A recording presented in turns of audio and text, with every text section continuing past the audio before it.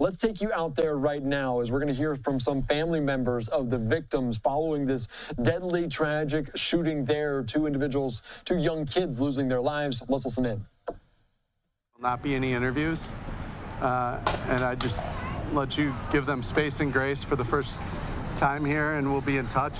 I've distributed my contact information. I'm pretty easy to find. Other media can share it with you, and we'll be sharing a photo as soon as this statement is read. Thank you.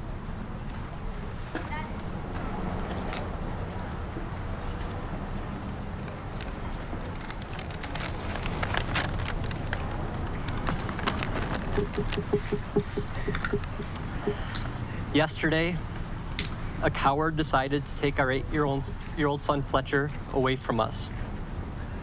Because of their actions, we will never be allowed to hold him, talk to him, play with him, and watch him grow into the wonderful young man he was on the path to becoming.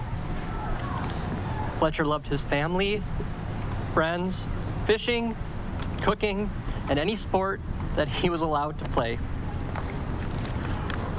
While the hole in our hearts and lives will never be filled, I hope that in time our family can find healing. I pray that the other victim's family can find some semblance of the same. I'm hopeful that all the wounded are able to make a full recovery and return home to their families. And finally, all the people, and especially the children, impacted by this horrific event are able to recover mentally and find strength to live loving, happy, and full lives. Over the past day, I've heard many stories accounting the swift and heroic actions of children and adults alike from inside the church. Without these people and their selfless actions, this could have been a tragedy of many magnitudes more. For these people, I am thankful. Moving forward, we ask not for your sympathy, but your empathy. As our family and the Annunciation community grieve and try to make sense of such a senseless act of violence. Please remember Fletcher for the person he was and not the act that ended his life. Give your kids an extra hug and kiss today.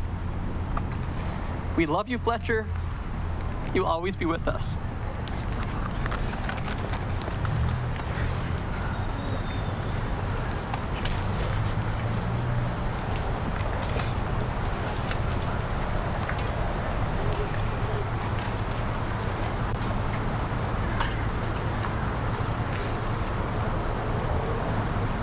Obviously, you heard there the grief in the voice there of one of the victims' family members as they were just reading out a statement, not taking any questions, but the showing of support of the Annunciation, the Catholic school there behind him in full force. The entire community in Minneapolis and the Twin Cities, as obviously two young kids, 8 and 10, losing their lives, talking about that kid, Fletcher there. So, of course, so heartbreaking to hear all of these stories, and you can hear them talk about remembering that individual, that young child, the life that he had ahead of him, not for the moment, not for the tragedy that unfolded yesterday, but for the kid, the personality, the person that he was.